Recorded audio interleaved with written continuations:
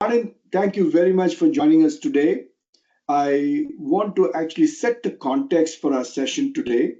So, this is not just for us, but also for our audience who will be watching this in the future as well. So, to set the context, in the fight against poverty, numbers alone don't tell the whole story, which we all know. Traditional measures often reduce human lives to income statistics, overlooking the multidimensional challenges that families face every day, from housing and health to dignity, education, and empowerment. And to truly eliminate poverty, we need tools that put ownership in the hands of those most affected. So today, it is my great honor and pleasure to have with us Dr. Martin Burt, founder and CEO of Fundación Paraguay, creator of the Poverty Stoplight, and the recipient of the Frost and Sullivan Institute's Visionary Leadership Best Practices Recognition. His groundbreaking methodology empowers families to self diagnose their poverty across 50 indicators and then take action through locally validated solution banks. Recognized globally and implemented in over 30 countries, the Poverty Spotlight is transforming poverty from a problem defined by outsiders into one solved by families themselves.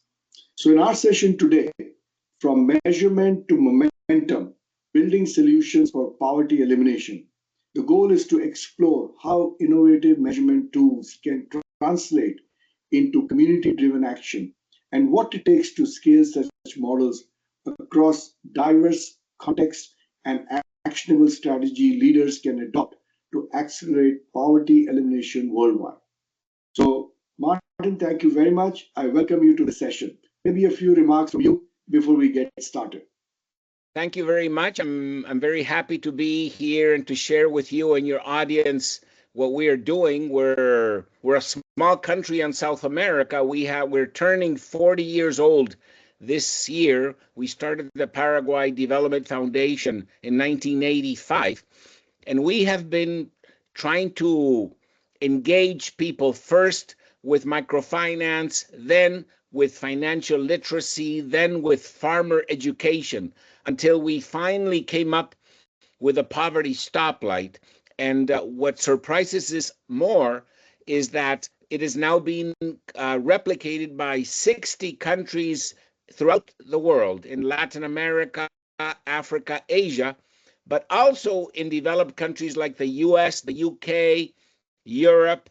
So we're encouraged that we can ask the people, what does it mean for you to be poor in your country? And then work with them on what it would mean to not reduce suffering or um, alleviate poverty, but to eliminate poverty, which is to be not poor throughout 50 indicators.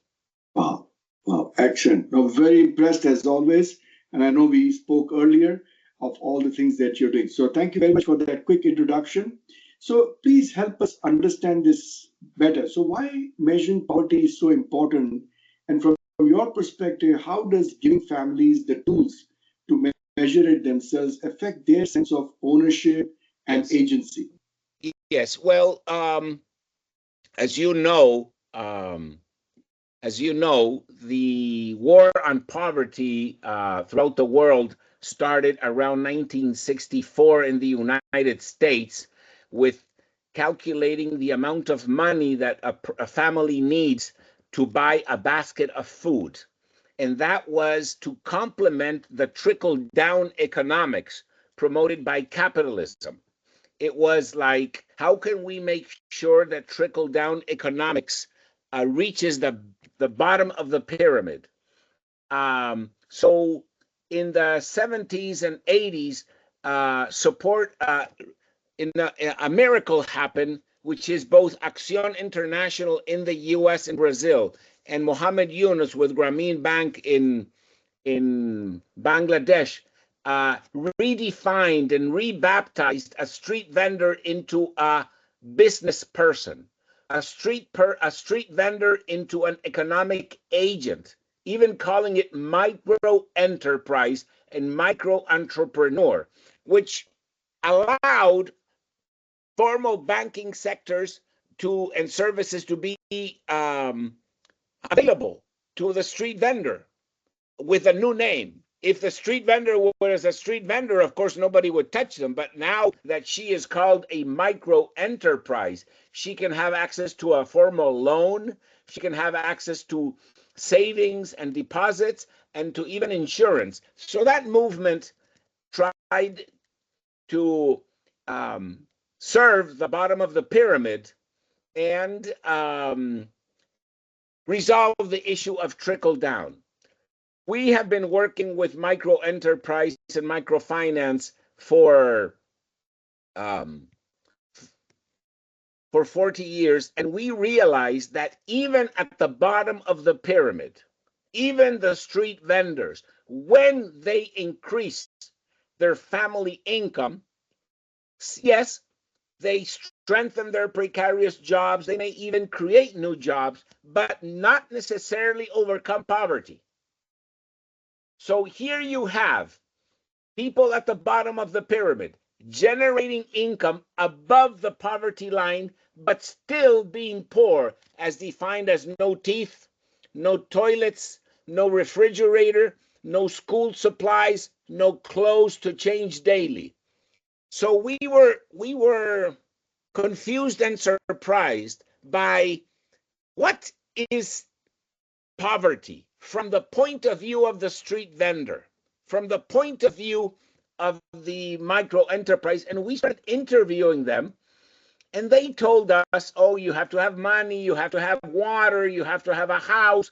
But then they started telling us subjective indicators. You have to have dignity, you have to have self esteem, you have to control your emotions, you have to have motivation. And we asked them, well, jokingly, of course, at the beginning, what's more important, drinking water or controlling your emotions? And they would say, of course, controlling your emotions.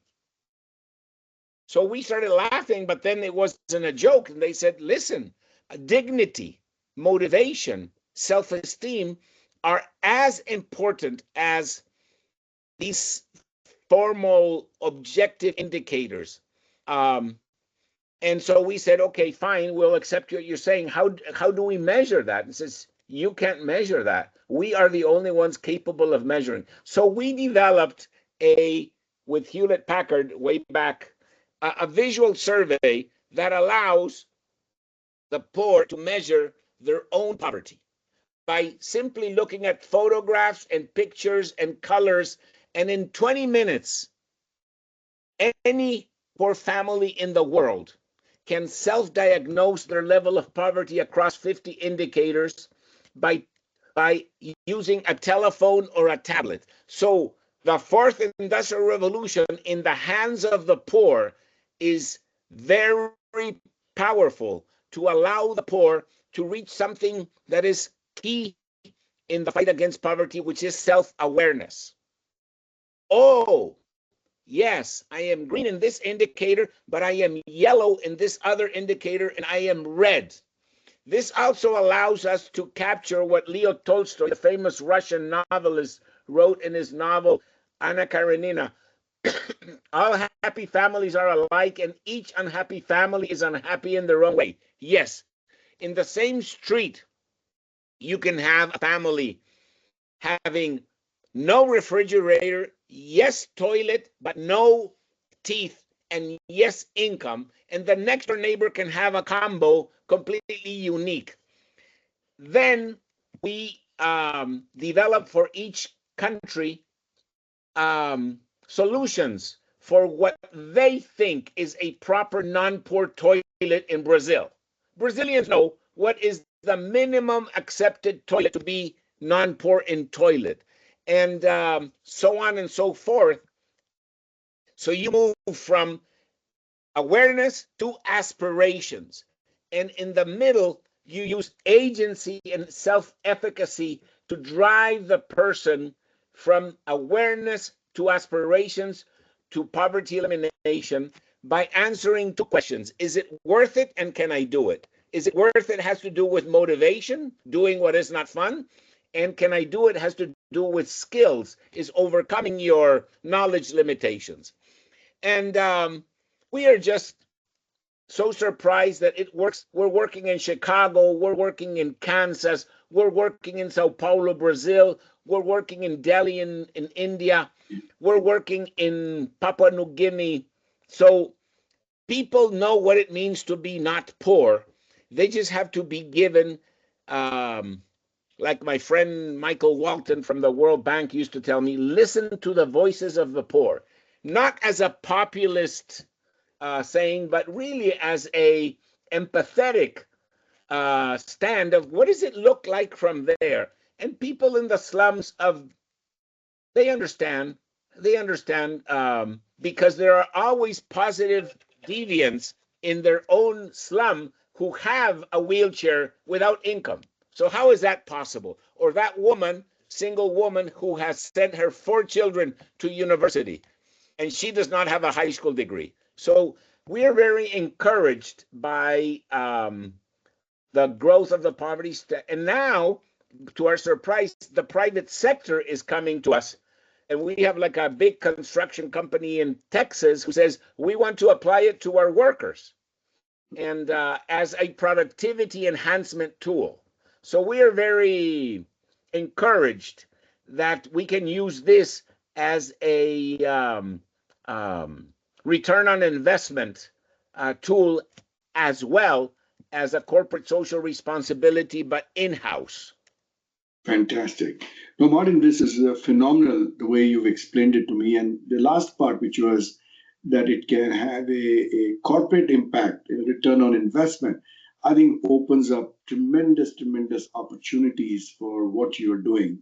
And I would love to hear more about you in the future as you have such use cases that we can take that message and share it with the world, because I think everything you said applies in pretty much any and every part of the world. So I think defining what poverty is, I think, is becoming very important. And so, in the same context, what actually inspired you at a personal level to design this poverty spotlight? And how does this shift the narrative between charity and empowerment from your perspective? Well, together with a group of corporate leaders in Paraguay, we started the Paraguay Foundation during the military dictatorship way back in the early 80s. And we said, if we don't strengthen capitalism, we are going to fall prey to the communists. And we know the damage that they have done in Cuba and the guerrilla movements throughout Latin America. We said we have to take care of this of the social sector in a free enterprise economy, and we need to listen to the voices of the poor in the good sense of the word, because we are capitalists and we want the benefits to reap for everybody. The problem is that the bottom of the pyramid is very complicated, even for the people who live there, everywhere in the world. Lack of awareness, lack of opportunities. So we said, let's work with this. And so there is a group throughout Latin America, and now we realize throughout the world, who are interested in social justice without increasing the size of the government. Because the problem is, in our experience, in our part of the world, if you enlarge the government and public spending under the guise that you will increase government services, it all leads to more government corruption. So how can you empower society without increasing the tax base and without increasing public spending? And it used to be that there was only the church and only the government. That was a long time ago. Then it was the private sector, the government, and then civil society came up. But now that we have more technology, there are new actors. Of course, family households, defined as those who eat from the same pot and sleep under the same roof. The families have always been there, but they have never been listened to because A, there was no way to listen, and B, there was no way to what do you do with the information? Now, since everybody has Facebook and everybody has Instagram and everybody has a cell phone, you can actually send a social worker or train a village dweller to help families gain awareness of their situation and help families identify their priorities and help families find solutions right there in their slum. And we are very encouraged that now we have a private sector, as meaning as the families are private sector, entrepreneurial approach to overcoming poverty without the government. Without the government. So what? Of course, we empower the families to petition authorities if they have to, but they can also find their own local solutions. Wow, fantastic. I know what is interesting is obviously you started this in Paraguay and the time when you mentioned when things were not very stable at that time. But over the years, I'm sure a lot of things have progressed in the right direction. But do you see some of the challenges, or what are some of the challenges, even for you today, in implementing this in your home country? Well, this is the challenge. The Sustainable Development Goals from the United Nations. They did this because they thought that the only possible partners were governments. Right. So in the year 2000, the United Nations, with very good intentions, I know some of them, developed the Millennium Development Goals. And they said, if we could only get governments to agree to a minimum standard of living for humanity. And then 15 years later, they said, let's partner with governments and develop for the next 50 years the Sustainable Development Goals. Perfect. But they only thought that the only possible partner were governments. The government of Paraguay, the government of Brazil, the government of South Africa, the government of Morocco, well, there are new people out there who are actors, who have agency. And so the challenge now is to convince the corporate leaders of the world that the families living in the bottom of the pyramid can craft their own development work. So basically, we started in the early 1960s with national development planning. The World Bank was created, the Inter-American Development Bank was created, the African Development. It's all government spending. Then government started saying, let's do municipal development plans. But now we can go even deeper, and we can go deeper than community development, because we're also talking to community leaders in Chicago and in Sao Paulo, and the community leaders have confessed to us that they don't know what their people need.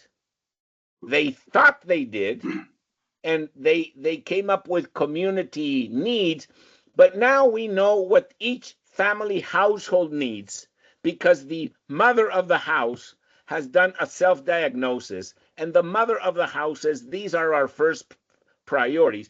In some cases, the family may prioritize increasing family income. In other cases, next door, the family may prioritize let's learn how to have a family budget. And so this is very, very encouraging, and we keep growing. And I was in Mexico last week, and the business community throughout Mexico is starting to pilot and implementing the poverty stoplight, and they're very encouraged. Wow, fantastic, fantastic. So, just to get a little better understanding, who are the key stakeholders to make this poverty spotlight work? I know you mentioned government, of course. Yeah. Who are some of the So the key stakeholder is a local organization, being a nonprofit organization or a for-profit private company that selects a group of people. It could be the 2,000 factory workers working for a factory. It could be the 800 workers in a supermarket. It could be the 800 families living near a factory. So the principal actor is the NGO or the government or the private company that selects a group of people and then administers with them the poverty stoplight. And then that local organization, be it private sector or non-governmental, identifies and constructs a solutions bank. If you want to get a wheelchair, where do you get a wheelchair? If you want to use dental care, who provides dental care? If you want to increase your income, actually, increasing family income is one of the easiest indicators. Okay. Wow. So, Interesting. right now we're using AI to help families navigate out of poverty in a faster way. We're working with experts also in creating bots and avatars to do a personal counseling, personal shepherding families, and we're finding a way to how do families register their turning of their reds and their yellows into greens, and how do they we think that any family can overcome multidimensional poverty in about 5 years at around a rate of 3 indicators per year. And a family usually has about 15 deprivations on average. So, but the thing is the follow up, the motivation, and the promoting the dignity.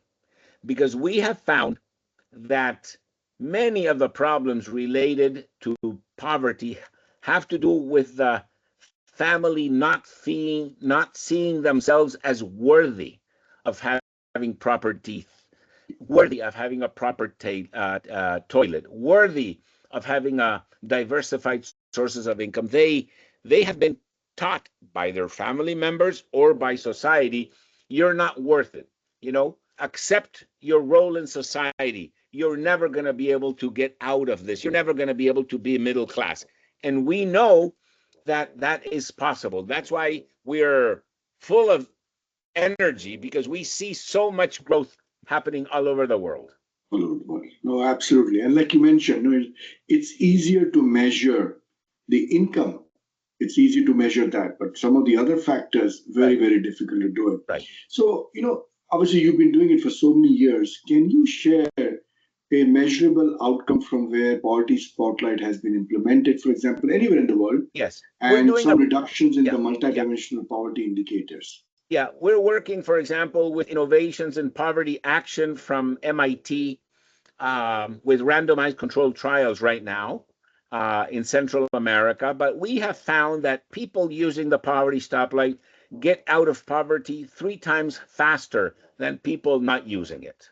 So we are actively right now. We are reaching 575,000 families, and we have about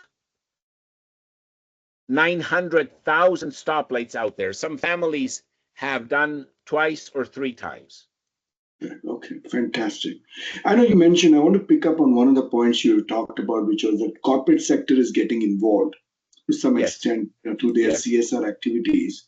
So, from your perspective, how can corporate sector integrate tools like Poverty Spotlight into their CSR or employee well-being programs? A Right. little highlight Well, on that, because that yeah. certainly opens a bigger Exactly. So opportunity. private companies have problems that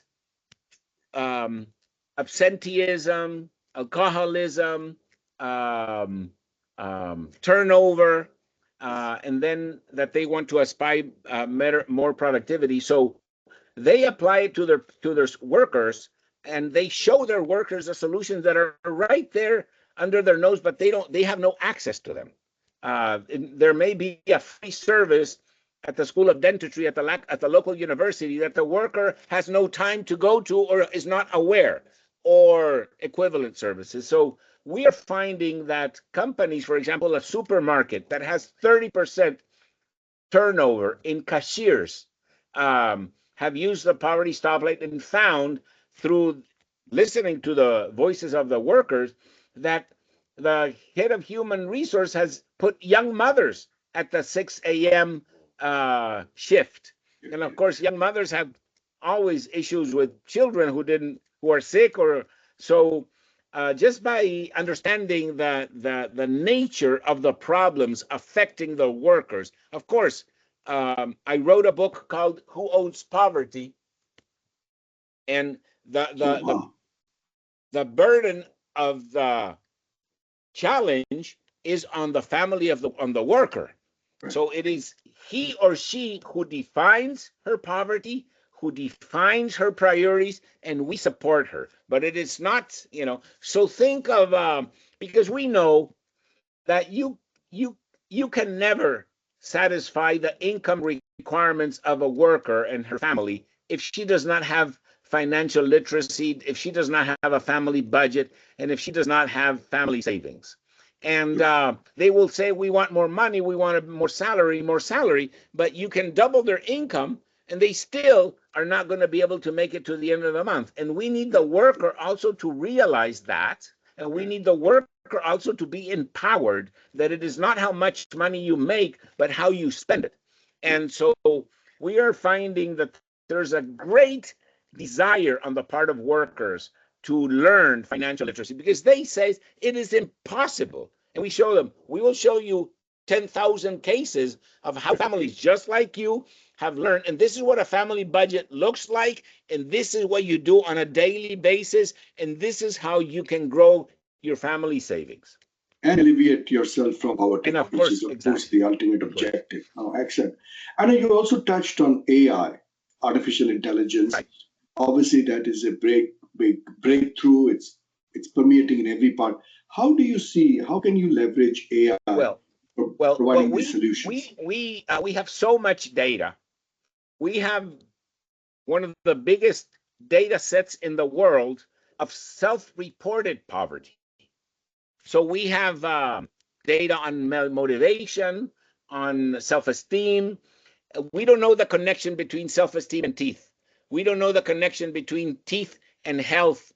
And we want artificial intelligence to help us understand the, if not the causality, even at least the correlation between um, the greens and the reds. So we have, this is a poverty stoplight, right? So we have a typical family would be non-poor in many indicators. Green will be yellow in some and red in some.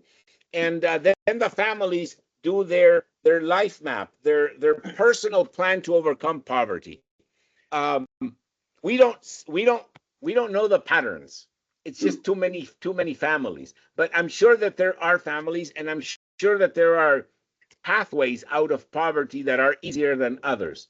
But we're just now getting started, so we feel blessed.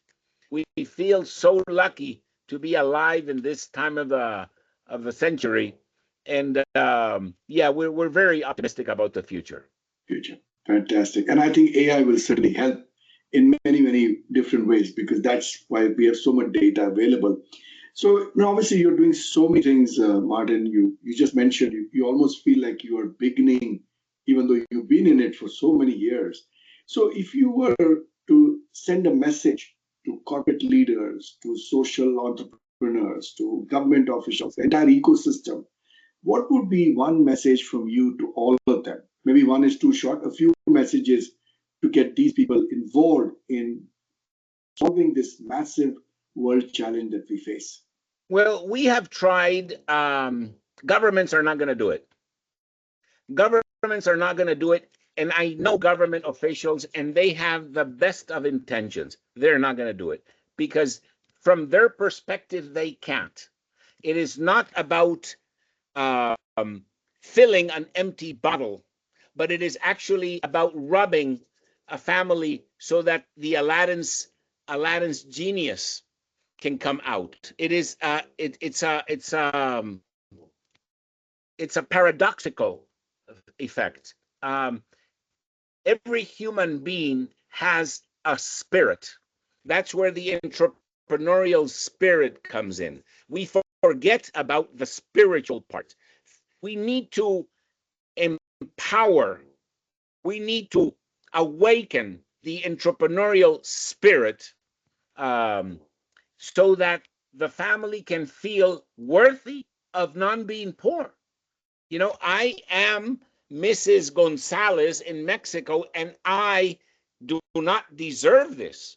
And I think that the private sector can win the war on poverty, not by dishing out corporate social responsibility things, but by empowering the workers and their families to find their way out of poverty. It is, I know that in the United States and in many countries, the polarization has been between bigger government, smaller government, public spending, higher taxes. At the family level, we can have a different discussion. We can have a discussion about empowerment, about agency, about self-efficacy, about aspirations, and we can just like way back in my grandmother's time, she was a women's liberator and she promoted women's votes. And women are now part of the decision-making process. The same process. Now we can encourage families of the world. Hey, you're welcome to join the discussion, sit at the table. Because as Sir Winston Churchill once said, if you don't sit at the table, you're probably in the menu. So, well said, well said. and that is really what happens. Families are not sitting at the table. They figure at the menu and they are manipulated. So I am very encouraged that the private sector, think Walmart, just as an example, instead of having this discussion about the amount of wages they have to pay, they can circumvent this discussion. I'm not saying that's not an important thing, but circumvent this discussion saying, how can families with what they're making overcome poverty? And there are ways, and we are seeing that all over the world. Fantastic. So, Martin, with that, I'd like to conclude our session today. I must say, what you are doing and your organization does is incredibly inspiring. I was inspired the first time I met you. I think I'm even more inspired now that we have had some detailed discussion. I, of course, want to thank your organization, congratulate you once again on your recognition, and we look forward to continuously engaging with you in some new dialogues in the future. And if you're coming to the Bay Area, please let us know. Welcome to host you here. With that, thank you very much. Thank you very much. And people can reach me at LinkedIn or just writing to me at the Poverty Stoplight page. And we'd love to collaborate. And congratulations to Frost & Sullivan for this transformational journey that you're allowing us to participate. Thank you so much. Thank you so much. Bye-bye now. Bye-bye. Take care. Thank you. Take care.